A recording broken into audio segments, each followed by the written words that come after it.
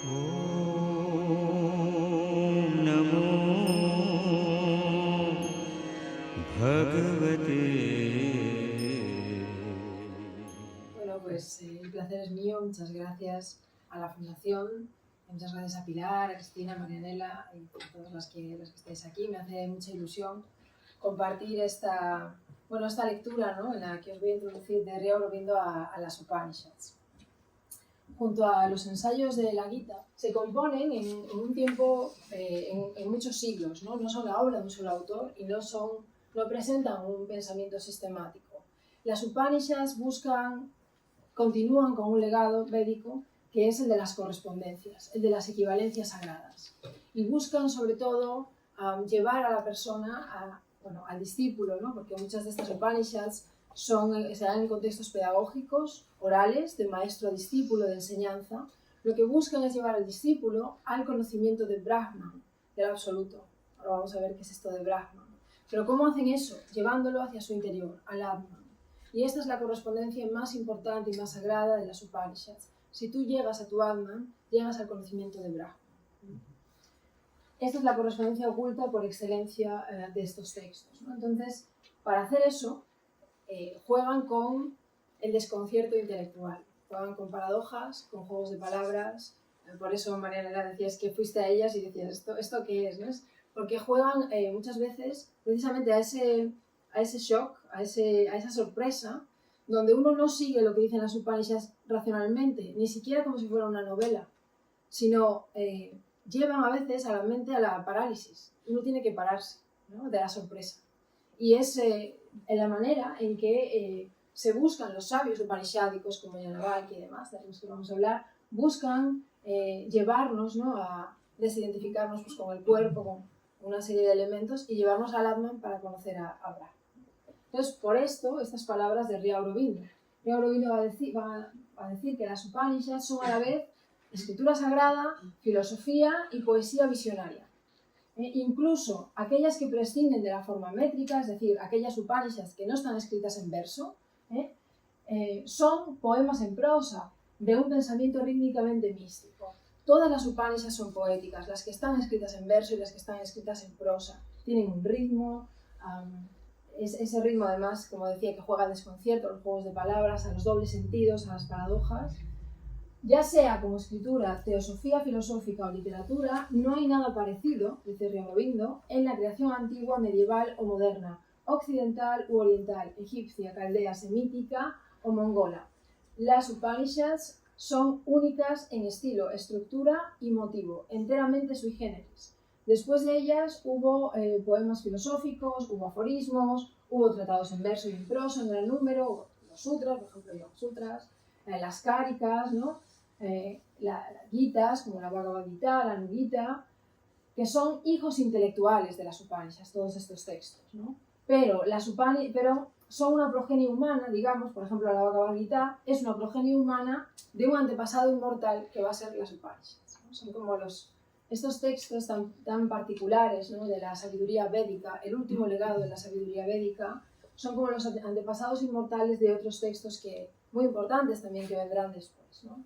Sri Aurobindo le da una importancia excepcional a las Upanishads. Las considera la verdadera, son la prueba, el testimonio de esa sabiduría védica condensada. ¿Qué ocurre? Que, igual que va a decir en el secreto del Veda, muchas veces, según Sri Aurobindo, hemos perdido el sentido de muchos de esos juegos de palabras, el sentido de muchos de esos desconciertos, no podemos interpretarlos porque hemos perdido las claves de esa sabiduría. Eso es lo que Sri Aurobindo va a decir. Pero él nos va a dar algunas, o lo va a intentar, ¿no? Entonces, las Upanishads son sobre todo doctrinas secretas, correspondencias ocultas. La más importante de ellas entre el Atman y Brahma, ¿no? Y la pregunta esencial que tenemos en todas las Upanishads es ¿cómo conocer al conocedor? Porque el Atman no es un objeto de nuestra conciencia, no es algo que uno pueda percibir, no es algo que uno pueda pensar, no es algo que uno pueda sentir. Es la razón por la que yo estoy pensando, es la razón por la que yo estoy hablando, es la razón de que yo estoy sintiendo. Pero yo no puedo sentirlo, no es un objeto como lo es este ordenador. Entonces, ¿cómo conocer al que conoce, al que está detrás? Esa es la pregunta fundamental que se hacen todas las Upanishads. Y Sri Aurobindo capta esto muy bien, por supuesto. Entonces comienza uno de sus escritos diciendo la respuesta a todos los problemas filosóficos en las Upanishads gira en torno a una pregunta: ¿qué soy yo mismo? Ya no quién, sino qué, ¿no? Solo conociendo al verdadero yo, al Atman, al sí mismo, del ser humano podemos conocer a Dios, o a ser Brahman. Porque sea lo que pensemos o sepamos, el valor del pensamiento y del conocimiento debe depender del conocedor, de los medios del conocimiento y de la capacidad del ser humano para conocerlo. Entonces, esta pregunta de quién soy yo, qué soy yo, cómo conocer al que conoce, es la que se encuentra, ¿no?, detrás de esta correspondencia entre Atman y Brahman, ¿no?, que es una correspondencia oculta esotérica. Bueno, para introducirnos a esta idea, que es tan importante, que va a ser tan importante en la interpretación de Sri Aurobindo, os traigo un pequeño texto de Jonardon Ganeri, que se llama Oculto en la cueva, el yo Upanishad, que se encaja muy bien con la interpretación de Sri Aurobindo, aunque estoy segura de que Ganeri no empleaba Sri Aurobindo, pero está muy en la línea, ¿no? Ganeri nos da unos ejemplos de cómo se está describiendo al Atman en las Upanishads. Por ejemplo, una idea sencilla, dice él, es que el sí mismo, el Atman, es tan pequeño que es muy difícil de detectar. En la Brihadaranyaka, el Atman se compara con un grano de arroz o de cebada. En la Chandogya es más pequeño que un grano de arroz o de cebada, más pequeño que una semilla de mostaza, más pequeño incluso que un grano de maíz. O, también se dice, tiene la estructura de una palma, ¿no? Tiene el tamaño de la palma de una mano. En la Kata, de nuevo, el sí mismo, el Atman, es del tamaño de un pulgar, ¿no? Entonces, con estas referencias esquivas que se nos van a dar en las Upanishads, se nos va a llevar también a la idea del espacio en el interior del corazón. Es muy pequeño, más pequeño que un grano de maíz, mide lo mismo que un pulgar. Con estas referencias al Atman, de pronto en las Upanishads más antiguas tenemos la idea de que el Atman se oculta en lo que se va a llamar la caverna o la cueva del corazón o el espacio del corazón, Hridaya Akasha. Esto lo han tomado muchos intérpretes contemporáneos como si fuera una metáfora. No, claro, las Upanishads antiguas dicen que está, pues eso, en un lugar del corazón, pero esto es metafórico. Pero realmente no es metafórico. En la fisiología energética de las Upanishads más antiguas, como la Chandogya, la Brihadaranyaka, el espacio del corazón, y esto lo explica Patrick Oliver, es un punto energético del cuerpo energético, ¿no? Entonces dice, el corazón tiene una cavidad en el centro y está rodeado por el pericardio. Del corazón parten canales o venas hacia el pericardio y hacia otras partes del cuerpo. La cavidad del corazón es la sede de los poderes vitales, del prana y del Atman, y desempeña un papel central en la explicación de los 3 estados de conciencia: vigilia, sueño y sueños sin sueños, así como en la muerte, ¿no? Al morir, estoy leyendo lo último, ¿no? Al morir, el Atman, junto con el prana, con las fuerzas vitales, sale del corazón por un canal, o sale por la coronilla, o sale por el ojo, ¿no? Entonces, la caverna del corazón, en la anatomía energética upanishádica más antigua, en la védica, representaba un punto de nuestro cuerpo energético, ¿no?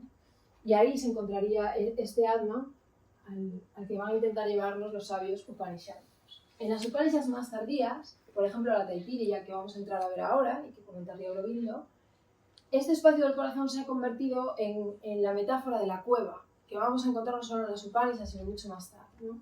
La idea de que el Atman está oculto en una cueva. Entonces, dice que el alma está oculta, esta es la fuerza de la frase oculto en la cueva, dice Jonardon Ganeri, que aparece en ciertas Upanishads. El Atman interior no es transparente, necesita ser descubierto, y esto es importante. No está ahí a la vista, no está ahí evidente, es decir, pues no lo puedo percibir, no es un objeto que yo pueda conocer simplemente por poner la intención, ¿no?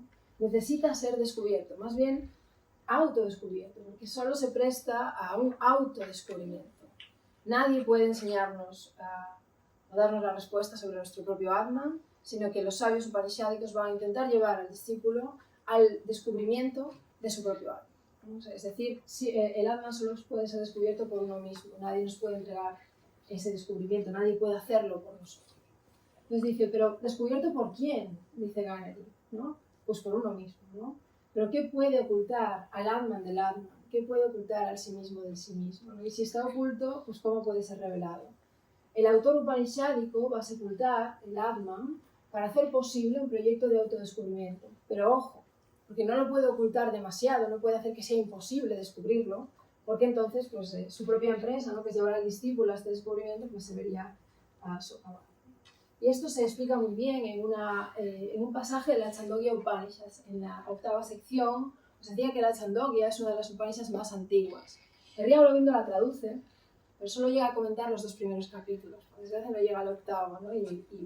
Bueno, a mí personalmente me gustaría mucho ver qué interpretación le da Aurobindo a esta historia que es muy hermosa, ¿no? Donde pues un dios y un demonio escuchan decir a Prayapati, ¿no? Que el Atman, y quien conoce al Atman satisface todos los deseos y encuentra a Brahma. Entonces, habiendo oído esto, el dios Indra y el demonio Virochana acuden a Prayapati, ¿no? Para preguntarle, pues eso, ¿cómo llego hasta mi Atman? Yo quiero llegar a ese conocimiento. Lo primero que hace Prayapati es tenerlos esperando 35 años, solo para preguntarles, después de 35 años, ¿qué queríais? ¿No? ¿A qué venís? ¿No? Ellos tienen que hacer ascesis, digamos, en el ashram de Prayapati, esperando 35 años, hasta que Prayapati se digna a mirarlos y a preguntarles qué quieren. Cuando le piden, ¿no? Que les enseñe cómo llegar al Atman, Prayapati les da una respuesta falsa, una pista equivocada. Y les dice a los dos, bueno, voy a modernizar, ¿no? la fábula. Les dice, miraos a un espejo. Y eso que veis, eso es el Atman. Y además les dice, un poco con broma, ¿no? Les dice, poneos muy guapos, maquillaos, poneos ropa, miraos al espejo, lo que os devuelve la imagen, eso es vuestro Atman. El demonio y el dios Indra y Virochana, o sea, Virochana e Indra, se van muy contentos con la respuesta, nos dice la historia. Virochana, el demonio, no va a volver nunca más. Se queda contento con esa respuesta y es la que va a transmitir entre los demonios, ¿no? Pero Indra comienza a pensar, y dice, pero ¿cómo va a ser el Atman mi cuerpo? Si mi cuerpo enferma, si mi cuerpo muere, entonces si el Atman es mi cuerpo y es mi apariencia, entonces mi Atman muere. Entonces vuelve a Prayapati. Y Prayapati le hace esperar otros 35 años. Cuando vuelve a hablar con él, ¿no? le da otra respuesta falsa, le da otra pista falsa, ¿no? Dice, eso que ves en los sueños cuando duermes, ese mundo onírico de sueños, eso es tu Atman. Entonces, Indra se va muy contento con la respuesta, pero reflexiona de nuevo y duda. Entonces va a decir, pero es que yo en mis sueños también puedo enfermar, en mis sueños también puedo morir, el Atman no puede ser el mundo onírico. Vuelve, y bueno, imaginaos, Prayapati lo hace esperar 35 años más, para preguntarle de nuevo pues, por qué no está contento con esa respuesta, ¿no? Indra reflexiona y da argumentos a Prayapati. Le dice, esto no puede ser, porque mi mundo onírico también es muy frágil y Atman no puede ser esto. Entonces le dice, bueno, pues lo que experimentas en los sueños sin sueños, en ese estado de, cuando estás tan profundamente dormido, ¿no? En ese estado de sueños donde no hay mundo onírico, eso es el Atman. Cuando Indra se va, de nuevo muy contento con la respuesta, reflexiona y dice, pero es que en ese mundo de sueños sin sueños lo que hay es una pura nada, es una pura aniquilación, eso no puede ser el Atman. Entonces va a volver de nuevo y esta vez solo lo hace esperar 5 años. Con lo que se cumple un ciclo de 101 años de espera. Pero a la respuesta va a llegar solo Indra, no se la va a dar Prayapati. Finalmente Indra reflexiona que tampoco el Atman puede ser eso de sueños sin sueños y entonces va a llegar a la experiencia de Atman tras mucho buscarlo, ¿no? Y la va a compartir con Prayapati. Los dos van a tener una conversación de igual a igual de pronto, ¿no? Esto es una constante de los sabios upanishádicos, que son muy reticentes a hablar. Vemos en las Upanishads que llegan discípulos, hacen preguntas muy profundas, muy trascendentales, y no es que ellos no quieran compartir, sino que el conocimiento, por un lado, es muy poderoso y por otro, tengo ahí resaltada en negrita la palabra, o sea, el principio, auto, el descubrimiento de aquello por lo que preguntan, la respuesta tiene que ser conseguida por uno mismo, no nos lo puede dar ningún maestro. Entonces la espera, el engaño, la duda, el pensamiento crítico, toda esta búsqueda del Atman en las Upanishads. Bien, vamos a entrar en la Taittiriya, donde también, por supuesto, hay esta conexión entre Atman y Brahman a través de muchos desconciertos, de muchos juegos, de muchos dobles sentidos, ¿no? La segunda parte, el segundo capítulo de la Taittiriya nos dice, Brahman es verdad, conocimiento y es lo infinito, es lo ilimitado, Ananda. Luego nos va a decir la Upanishad, ¿quién lo conoce? ¿Quién conoce a Brahman alcanza lo supremo? Está, es la metáfora otra vez, oculto en la cueva. Guha que tiene el sentido tanto de caverna, Guhya, como de secreto. Por eso las Upanishads son doctrinas secretas. Entonces, Este Brahman está oculto en la cueva, está en el cielo más alto, que es una expresión que Sri Aurobindo trabaja en el secreto del Veda, ¿no? Porque Sri Aurobindo no entiende para medio man como en el cielo más alto, lo entiende como en la cueva más profunda. Él hace un juego filológico muy interesante con el sánscrito. En definitiva, lo que se nos dice es que está oculto. Entonces, dice la Taittiriya, es de este Atman, es decir, del Brahman oculto en la cueva, de donde procede el espacio. Y del espacio procede el aire, y del aire el fuego, y del fuego viene la tierra, y de la tierra las plantas. De las plantas viene el alimento, y del alimento la persona, el ser humano. Con este principio, ¿no?, que desde luego nos hace pensar que no resulta sencillo, comienza el enigma de la Taittiriya Upanishad, al menos el segundo capítulo. Y va a decir, en sus lecturas de la Taittiriya, va a decir Aurobindo, si solo fuéramos lo que parecemos ser para nuestra autoconciencia normal, no habría misterio. Si el mundo fuera solo lo que puede parecer por las percepciones de los sentidos, no habría enigma. Y si tomar nuestra vida tal y como es ahora y el mundo como se ha desarrollado hasta ahora para nuestra experiencia fuera toda la posibilidad de nuestro saber y de nuestro hacer, pues no habría problema. Pero sí tenemos un misterio y sí tenemos un enigma, sí tenemos un problema, ¿no? Y esta es este es el camino que nos abren las Upanishads. Por eso no pueden ser textos didácticos ni para nosotros ni creo para su época, por mucho que se transmitiesen de maestro a discípulo. No pueden ser textos claros para el intelecto, porque lo que quieren es decodificarlo de algún modo, ¿no? Quieren hacernos entrar en un misterio, un enigma, un problema que sobrepasa nuestros patrones lógicos, ¿no?, mentales. Bien. Voy a hablar de cómo el Atman se está tematizando en la Taittiriya, porque es muy interesante y estoy segura que os sonará a quienes tengáis experiencias en el yoga, ¿no?, en el yoga en general, porque esto es un tópico común en el mundo del yoga, la idea de los koshas, ¿no?, la idea de los cuerpos. En la Taittiriya se nos dice que hay 5 cuerpos, ¿no?, y que de algún modo en todos estos cuerpos está Brahman de fondo. Esto se le va a llamar, en la tradición posterior, se le va a llamar kosha. Kosha quiere decir capa, envoltura. Pero la Taittiriya no usa la palabra kosha, usa la palabra Atman. Atman, que sirve tanto para aliento vital, para cuerpo, principio eterno, interior. O sea, Atman es una palabra muy rica en las Upanishads. Y nos dice, el individuo tiene 5 capas, 5 formas de ser donde Brahman está en el fondo de todas ellas. El primero está hecho de alimento. Alimento, anam, es el término que en la Taittiriya, se juega mucho con este término, hace de materia. Entonces el primero está hecho de materia, es nuestro cuerpo matérico. El segundo es el Atman hecho de prana, de aliento vital, que insufla vida, digamos, a la materia. El tercero está hecho de mente. El cuarto está hecho de vijnana, de conocimiento. Y el quinto está hecho de dicha, de ananda. Brahman está en la base de todas ellas. Lo que se nos va a decir es que no nos identifiquemos con ninguno de estos cuerpos, a menos que logremos honrarlos como Brahman. Y de hecho la Taittiriya nos va a ir guiando sobre cómo podemos honrar cada uno de estos cuerpos como Brahman, como lo que son. En su comentario a esta Upanishad, Shankara, con quien Aurobindo va a dialogar también en sus comentarios a las Upanishad, Shankara va a decir, Brahman está en el corazón de estos 5 cuerpos. Brahman es su fundamento, es el punto de apoyo de cada uno de estos 5 cuerpos, en el que toda la multiplicidad se reabsorbe. Bien, entonces, Brahman como alimento, porque si Brahman está en estos 5 cuerpos, también está en nuestro cuerpo, está en la materia. Nuestro primer cuerpo es el cuerpo hecho de materia, de alimento. Es la idea de esta Upanishad que nos enseña a honrar la materia como Brahman.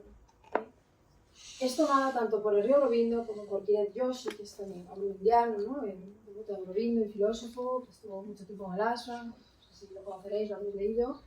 Claro, Kirat Joshi, con todo el bagaje del yoga de Aurobindo, de la filosofía aurovindiana, toma esta Upanishad y dice, claro, aquí tenemos el reconocimiento del estatus divino de la materia, honrar el alimento, Anam, que es la materia, como Brahman.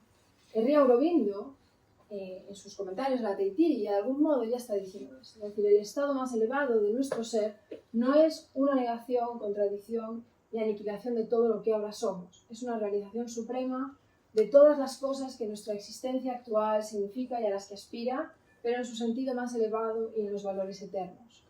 Todo el tiempo en su comentario de la Taittiriya, el Río Aurobindo enfatiza esta idea, ¿no? De no hay que rechazar el cuerpo, no hay que rechazar las relaciones tampoco con los demás, no va a usar estos 5 cuerpos de esta manera, sino que hay que honrarlos como Brahma. Esto, claro, lo lleva a su Vijnana Vedanta, a su Gnosis Arcoiris, a ese yoga entregador. Y sobre todo, un aspecto que no deja de remarcar el Río Aurobindo en todos sus comentarios a las Upanishads, no solo a la Taittiriya, es Brahman como Ananda y la divinidad en la tierra como deleite. Porque estas palabras están en pasajes muy especiales de las Upanishads y normalmente los intérpretes las dejan pasar. Cuando lees otros comentarios de las Upanishads, tal vez se enfocan más en los juegos esotéricos, a veces también un cierto secreto, un cierto esoterismo, pero cuando pasan por palabras como deleite o alegría, pocos comentarios como el de Río Aurobindo les da tanta importancia a esto y lo enfatiza tanto. Entonces, aquí Aurobindo va a decir Brahman como Ananda, ¿no? Brahman no es algo distante y encerrado en sí mismo. Para dejar esto claro, la Taittiriya ha definido a Brahman como la verdad, el conocimiento, el infinito, y ha definido el resultado de su conocimiento en el secreto, en la cueva del ser, en el éter supremo, como el disfrute de todos sus deseos por el alma del individuo en el logro de su autoexistencia más elevada. Nuestro estado de ser más elevado es un hacerse uno con Brahman en su eternidad de infinitud, sí, pero también es una asociación en el deleite de su autorrealización. Estos énfasis constantes de Río Aurobindo en todo lo que en las Upanishads es Ananda, deleite, disfrute, esa unión que no solo es una unión en un conocimiento impersonal, sino que es un conocimiento que da ese deleite, ¿no? para luego ser compartido, ¿no? La idea de alimento y la idea de alimento y de comensal, ¿no? La comida y el que come. Es el juego que recorre toda la Taittiriya. Es un juego muy hermoso, ¿no? Es la idea de que todos somos al mismo tiempo comida y comensales. Todos estamos siendo comidos y comiendo, ¿no? Fijaos cómo termina la Taittiriya. Termina con un himno, con un himno que obviamente nos sonará algo enigmático. Dice Ahanganam, Ahanganam, Ahanganam. Se dice 3 veces, es una celebración. Yo soy alimento, yo soy alimento, yo soy alimento, yo soy comida, ¿no? Dice, yo soy el que come, ¿no? Yo soy el que come, yo soy el que come. Vamos a quedarnos en esos dos. Claro, cuando uno lee esto y sin tener ninguna introducción a las Upanishads, ni ninguna guía, dice, ¿pero qué estoy diciendo? ¿Cómo que yo soy alimento? ¿No? ¿Cómo que yo soy comida? Seré comida para un león, pero se supone que son textos místicos, ¿no? Y de identidad, de buscar el alma. ¿Cómo que yo, qué es esto de que yo soy comida?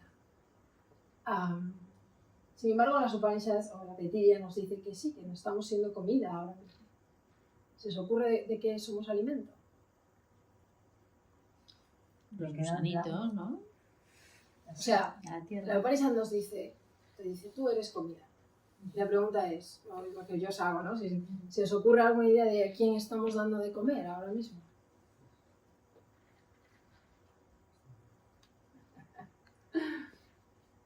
Pensad que la idea fundamental de toda la filosofía india es la finitud del tiempo, la muerte.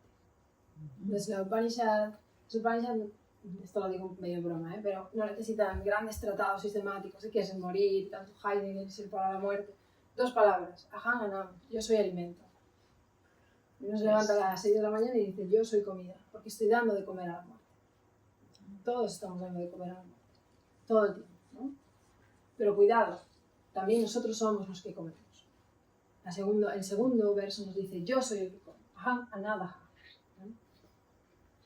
Uno puede decir, bueno, claro, yo me alimento de la muerte de otros seres, esto es una cadena, y es un poco lo que la Upanishad te quiere decir, ¿no? Esto es una cadena. Tú te alimentas de la muerte de los otros, al mismo tiempo tú estás dando de comer ya a la muerte.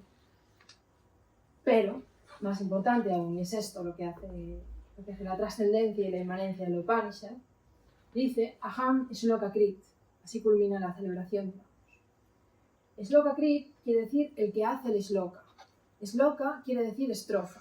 Por tanto, el 99% de las traducciones que encontramos hasta Upanishad aquí nos va a decir, yo soy el poeta, porque el que hace la estrofa efectivamente es un poeta. Pero va a llegar Shankara, su comentario, y este comentario de Shankara es extraordinario, y dice, un momento, una estrofa es la unión de los versos. Yo soy el que hace la estrofa, yo soy el que une el alimento con el comensal, el primer verso con el segundo. Yo soy el nexo entre el que come, ¿no?, y la comida. Si veis esto.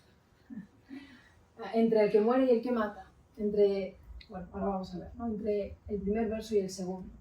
Esto va a decir Shankara, va a decir, Shloka es el nombre dado a la unión del alimento y el comensal.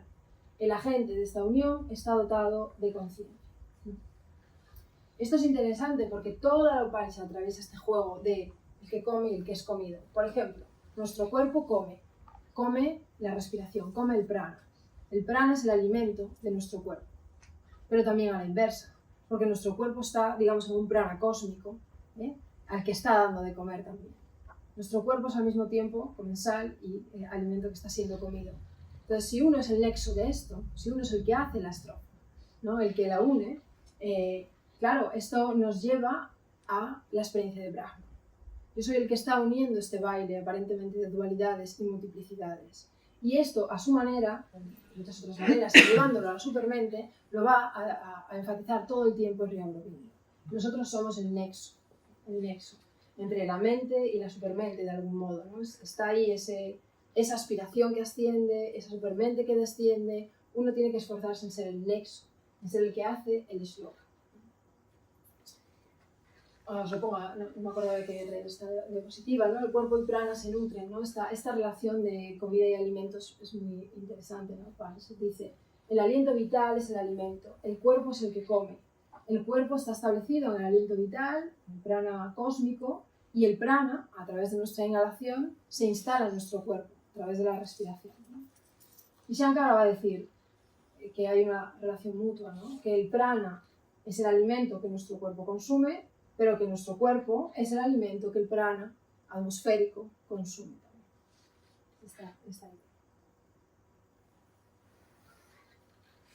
Alimentar para comer. Esto también es interesante, la idea del alimento y la respiración en la Taittiriya, porque se nos va a decir que la exhalación, el prana, se corresponde con la adquisición. Es decir, cada vez que yo suelto aire, cada vez que yo exhalo, no estoy perdiendo, estoy ganando.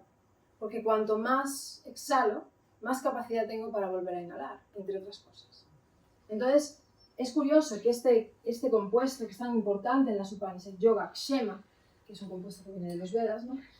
Pues entiende que la exhalación se corresponde con ganar algo, mientras que inhalar se corresponde con la conservación, ¿no? Entonces, esta idea de que uno, para comer, tiene que alimentar. Bien, entonces, con esta idea de quién es el que hace la estrofa, voy a pasar a la Kena Upanishad. Kena significa quién. Kena está tomado del primer pronombre que da comienzo a la Upanishad, que es quién. ¿Veis la primera pregunta? ¿Quién eleva la mente que alza al vuelo? Estoy tomando la traducción de esta edición, ¿no?, de Juan Arnau. ¿Quién eleva la mente que alza el vuelo? ¿Quién al primer suspiro infunde aliento? Las palabras del día, ¿de quién brotan? ¿Qué Dios conjuga vista con oído? Detrás del que parece que está oyendo, ¿quién escucha? Y detrás de aquel que piensa, ¿quién es el verdadero pensador? ¿Quién habla en el que habla? ¿Quién respira en todos los alientos? Y es testigo escondido de todas las miradas.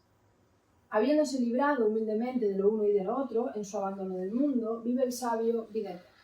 Entonces, esta pregunta sobre el Atman, cómo conocer al conocedor, quién está detrás, ¿no?, del pensamiento, quién está detrás de los sentidos, así comienza esta Upanishad, que es muy breve, está escrita en verso, ¿no?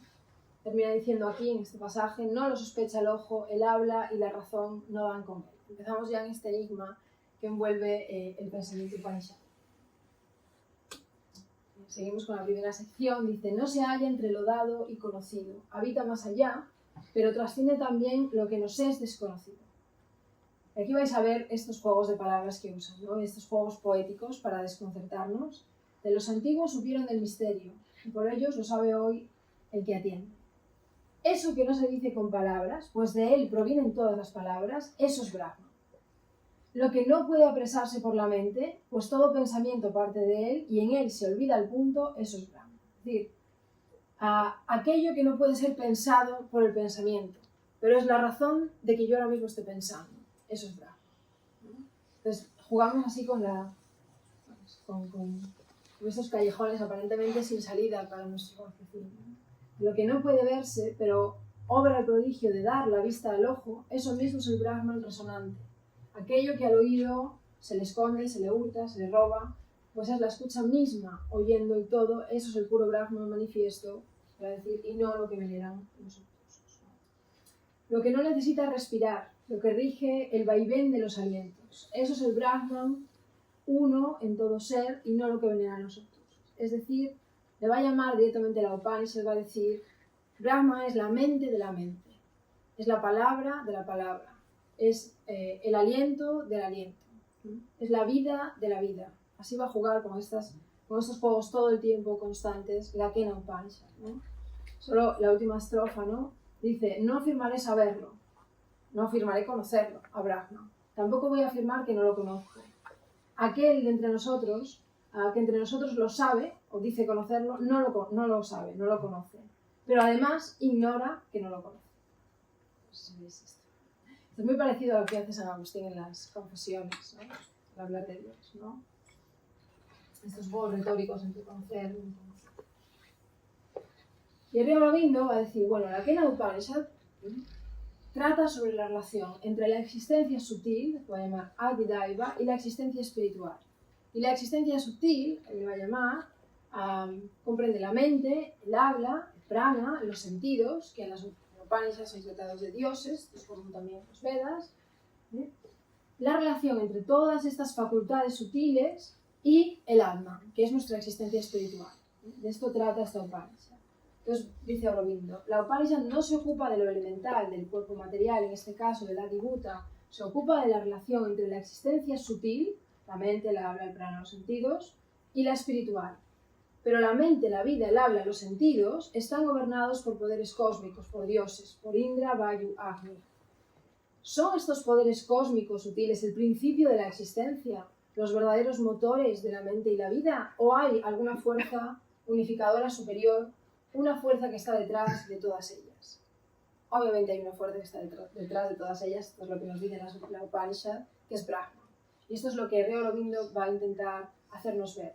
Que nuestros poderes, que son divinos, poderes de los seres humanos, lo va a explicar, que están gobernados por dioses, sin embargo, tienen que estar puestas al servicio de algo que les da sentido y que les da, en verdad, todo su poder.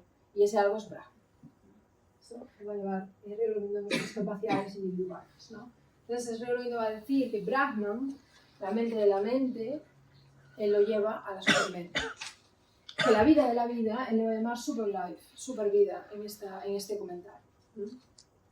La Kena afirma primero la existencia de esta conciencia más profunda, más vasta, detrás de nuestro ser mental. Y esto es Brahman. La mente, la vida, los sentidos y la palabra no son Brahman por completo. Son emanaciones de Brahman, son modos inferiores, ¿no? Son instrumentos externos. La conciencia de Brahman es nuestro ser real y nuestra verdadera existencia. Entonces, todo el comentario de Río Aurobindo hasta Upanishad va a intentar explicar cómo hacer la transición desde estas capacidades, ¿no? La mente, la vida y los sentidos, en la forma en que ahora las tenemos, tal y como ahora las tenemos desarrolladas, cómo hacerlas transitar de ahí a esta suprema conciencia que es maestra de la mente, la vida y los sentidos, que va a ser la supermente para Río Aurobindo, y en el contexto de la Upanishad, Brahma, la mente de la mente, la vida de la vida.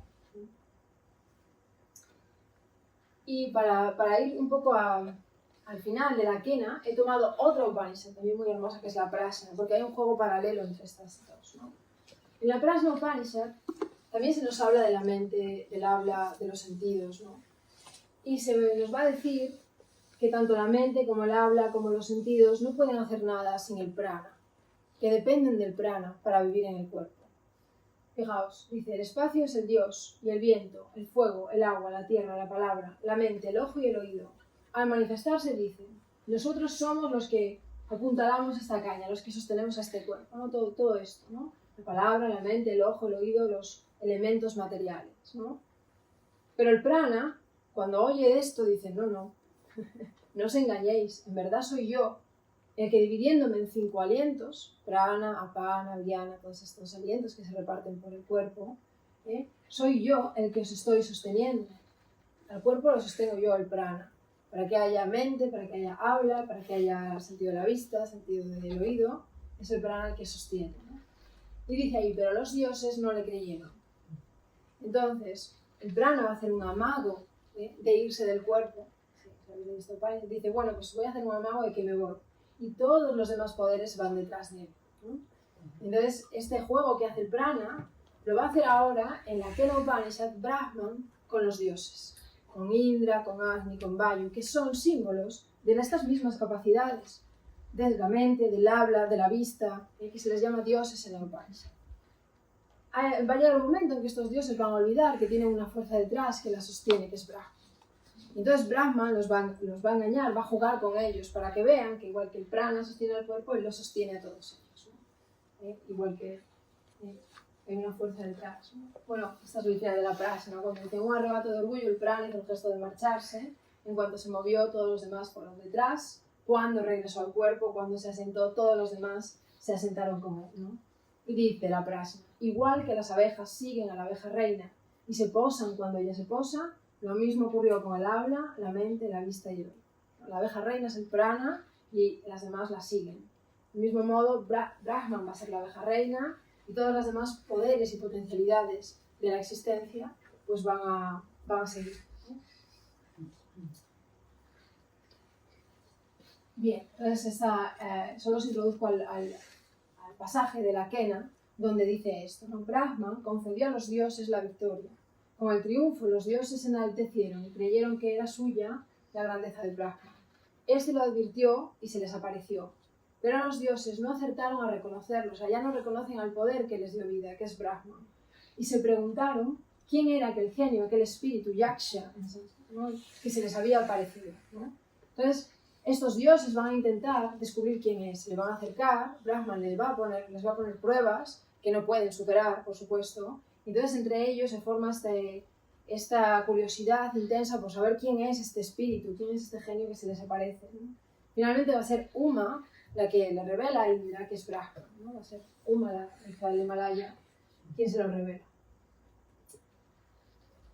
Y el Rey Govinda hace una interpretación muy hermosa de esta idea, ¿no? De cuando los dioses recuperan de algún modo la conciencia y dicen, claro, si es Brahma, es la fuerza que nos sostiene a todos, ¿no? De la pregunta de Brahman a los dioses poderes del ser humano. La grandeza de los dioses es la propia victoria y grandeza de Brahma, pero solo se da para que el ser humano pueda acercarse al punto en que sus facultades sean lo bastante fuertes para ir más allá de sí mismas y realizar lo trascendente. Por eso Brahman se manifiesta ante los dioses exultantes en su mundo bien ordenado y les plantea con su silencio la pregunta que estremece el corazón y el mundo. Si vosotros sois todo, les dice Dios, si vosotros sois todo, ¿qué soy yo? Pues mirad, yo soy y aquí estoy. Con estas palabras me gustaría concluir.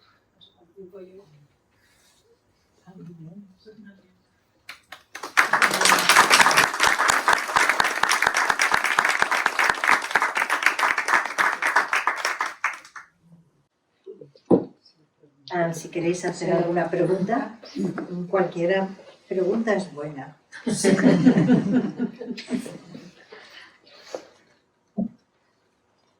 El Atman es el alma, ¿no? Digamos, se equivale a lo que nosotros llamamos, podríamos llamar alma. Pues se traduce muchas veces como alma, sí. Como alma. Sí. Vicente, ¿quieres decir? Por favor. Sí, de hecho... Agradecerte la maravilla de conferencia que nos has ofrecido, la claridad y la riqueza de todo lo que nos has contado. No, pero me refiero también sobre alma y Atman. Sí. ¿Verdad que se suele traducir Atman como alma? Claro, como los primeros indólogos, sí, bastante cristianos todavía, descubren los textos en la India, sí, pues lo más frecuente dicen, a ver, por lo que están diciendo, la identidad de Atman y Brahman, pues Atman lo vamos a traducir por alma y Brahman lo vamos a traducir por Dios. Claro.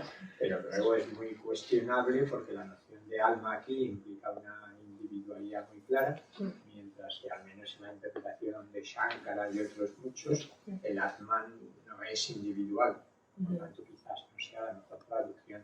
Ajá. Qué Sí interesante. mismo o ser es otra de las que... Claro, sí mismo. Sin embargo, a mí me sorprende no solo indólogos, los primeros indólogos cristianos, como dices, sino por ejemplo Jonathan Kennedy, que es una eminencia ahora mismo en filosofía india, lo más actualizado. En la última obra es El arte oculto del alma, para hablar de la identidad, epistemología de la identidad en las Upanishads, y le llama Soul también. Me sorprendió esto. Y también R. Aurobindo, cuando habla de Brahman, en sus comentarios dice God, dice indistintamente Brahman y God, y Dios. Sí.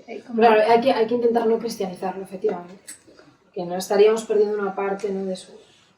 Por lo menos explicar el significado. Cuando yo estoy diciendo alma, no Claro. quiero decir determinadas concepciones populares de alma, sino y lo Eso mismo con Brahman y Dios. Claro. El Brahman sería como más que Dios, es la piel que lo envuelve todo, es la piel que envuelve incluso a los dioses, Abraham, no sería es más que eso. Es interesante el concepto ese de que los dioses se olvidan de que tienen un Brahman, ¿no? De que Brahman les ha dado, sí. Que les ha dado vida. Sí. Es una cosa bastante dentro de lo que nosotros sabemos, ¿no? ¿Qué te pasa? Que te olvidas. Exacto. Por eso el Aurobindo lo lleva al terreno del individuo y trata a esos dioses como dioses en nosotros. Y dice que Brahman nos está desafiando con el silencio a esta pregunta de ¿vosotros sois todo de verdad? ¿No habrá algo detrás, ¿no?, que os está... Volvemos a los problemas de traducción. Esto nos pasa por traducir Deva por Dios. Cuando aquí el Dios, nos movemos casi siempre en una concepción monoteísta, Claro. entonces, ¿qué es esto? Los dioses no saben que Dios, mientras que si traducimos Dios. Deva, como yo prefiero, por seres luminosos o conciencias brillantes, que está más de acuerdo con la etimología de la raíz, pues ya no nos extraña, son grandes entidades, grandes conciencias, grandes seres, pero que no son la realidad última, Claro. a la cual se reservaría el término Brahman. Por ejemplo, en la quena, este término Deva se le aplica a los sentidos. Al ojo, a la mente, al habla, se les llama Devas también. Muy curioso. Pero sí, obviamente que siendo poderes del cuerpo y demás, eso, obedecen a Brahman, que es lo que la quena nos intenta transmitir. Y por eso esta última historia con la que acaba la quena, de los dioses que se olvidan. Igual que en la prasana, ¿no? Se olvidan de que es el prana quien sostiene. En realidad, bueno, esto ya es subir un poco el grado de complejidad, pero prana y Atman, habría que hacer un gran estudio de prana y Atman en las Upanishads, porque fijaos que Atman, saltamos en la positiva, Atman en verdad, en Rig Veda, está ligado a... Es la vida, ¿no? A la fuerza, a la energía, al viento, a lo aéreo, ¿no? Es lo que luego va a ser prana. En el Rig Veda es Atman.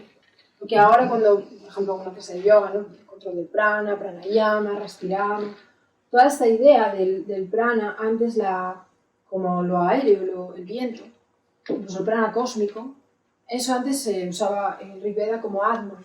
Pero Atman va a dejar esa acepción de lado y va a pasar a ser el principio animado del individuo. Atman comienza a diseñar a la persona, a veces también se usa para diseñar al cuerpo físico en algunas historias de Mahabharata y demás. Entonces, Prana y Atman están todo el tiempo jugando mucho en estas Upanishads. Tiene sentido en realidad, ¿no? El aliento. Claro, de hecho, bueno, está en el alemán, ¿no? Saten, sí, muy parecido. A mí me ha hecho gracia que había oído que Sri Aurobindo decía que el Atman es el tamaño de un pulgar. Y ahora he visto al principio Eso está en la cata. que es una semilla. Sí, pero en la cata se dice que es el tamaño de un pulgar, claro. Sí. Y en el corazón. Es el espacio del corazón, esto la cueva del corazón. Pero muy concreto además, ¿no? Es la fisiología. ¿Dices el Aurobindo o la sopa? No sé, lo que habías puesto al principio creo que era de Sri Aurobindo. No, eran varios que hacían de diferentes tamaños. Sí. Sí. Diferentes tamaños. Pero esto es el espacio interior del corazón. Esto es la fisiología de las dos Upanishads más antiguas, Chandogya y Charanyaka. Ya tiene todos estos canales de las nadis, ¿no? Sin ser todavía el desarrollo de los chakras, que eso es muy posterior, pero sí ya hay una anatomía energética en las Upanishads donde se especula por dónde sale el prana cuando abandona el cuerpo, la coronilla, incluso cuando dormimos, ¿no? Bueno, aquí Oliver, el espacio de esta calidad está... En el estado de sueño, la persona viaja por este espacio, viendo y disfrutando del mismo tipo de cosas que experimentó estando despierto. Durante el sueño profundo, donde ya no hay sueños, el alma se desliza fuera de ese espacio cardíaco, entra en las venas que van del corazón al pericardio, en fin, hay todo un viaje del cuerpo energético del Atman, según sea nuestro estado de vigilia, sueño o sueños sin sueños o muerte. Porque los Upanishads al principio fueron transmitidos, se dice oralmente. Claro, durante muchos siglos. Antes de 5.000 años, no sé, lo que se puede decir. Y luego fueron escritos, ¿no es así? Fueron puestos por escrito más tarde, pero se manejan estas El fechas del siglo IX, Siglo IX. A ver, siempre las fechas son aproximadas en esto, ¿no? Claro, eso es súper antiguo. Sí. Y perdona, Raquel, personalmente, ¿por qué te has interesado tanto en los Upanishads? ¿Qué te ha fascinado? Las Upanishads son... Las... Tenéis que leerlas. Sí, ¿no? Hombre, claro, sí, sí. Las Te has Upanishads... quedado ahí, wow. Las Upanishads son textos extraordinarios. O sea, por ejemplo, la Bhagavad Gita, siendo un texto hermoso, siendo un texto muy poderoso, es una trama. De algún modo hay un diálogo. Está inserto en un libro de Mahabharata que yo adoro, pero... Las Upanishads son una experiencia mística, la forma en que está, incluso el lenguaje sánscrito, traducir un Upanishad no cae en el mismo estado que traducir la Bhagavad Gita, los personajes, los sabios que aparecen en Yajnavalkya, los torneos sobre Brahman, hay torneos dialécticos, hay discusiones, competiciones sobre qué es Brahman, cada cual más bonito que el anterior, cada cual más poético que el anterior, ¿no? No sé, yo creo que te llevan a estados, si uno está concentrado, te llevan a estados muy hermosos que pocos textos pueden conseguir. ¿Tú lo lees en sánscrito? Bueno, yo lo intento traducir, pues soy una aprendiz, pero sí, sí. ¿Traduces del sánscrito? Sí, lo intento. Es bastante. Sí, sí, sí. Porque has aprendido sánscrito. Hombre, Bueno, yo estudié con las gramáticas sánscritas que tenía, sola, después estudié con algún profesor, después estudié un par de años ya con formación más reglada, pues este verano pude hacerme el curso de sánscrito hablado en Leipzig, Spoken Sanskrit, y ahí estoy. Porque No solo lo intenta, sino que lo consigue muy bien. Sí, sí, madre mía. Pero no he tenido una, porque en España no hay un sitio, por eso. no hay una No hay formación escuelas reglada. de... Y sobre todo, contando con colegas muy generosos, a quien yo puedo llamar en un momento dado y decir, oye, esto es una barbaridad, esto que acabo de traducir, no está bien. Tengo colegas, ¿no? Les mando un saludo.